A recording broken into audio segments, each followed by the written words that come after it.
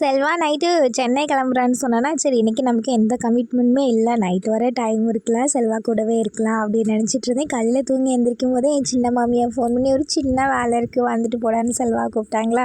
அதோட செல்வாக்கு அப்படியே வாய் வாய் சொல்லி அனுப்பிவிட்டு ஒரு குட்டி கோலம் தான் ஒரு மாதிரி இருந்தது. செல்வா போனதுக்கு அப்புறம் எனக்கு சின்ன கோலம் போட்டுட்டு லைட்டாக ஃப்ரெஷ் ஆகிட்டு அத்தை தனியாக பால் மட்டும் எடுத்து வச்சுட்டு சாப்பாடு இல்லாமல் ரெடியாகவே இருந்தது.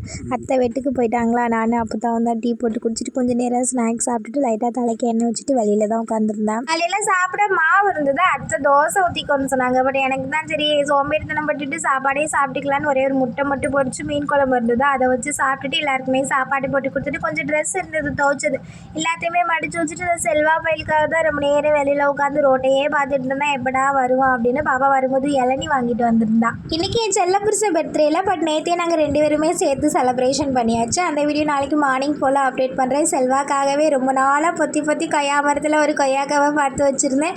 நல்லா பழுத்து நல்லா பிங்க் கலரில் தித்திக்கும் டேஸ்ட்டாக இருந்தது. பாப்பா ஃபஸ்ட் டைம் நம்ம மரத்தில் காய்ச்ச கொய்யாக்காய் சாப்பிட்றா. இதுதான் என்னோட பர்த்டே கிஃப்டே செல்வாக்கு.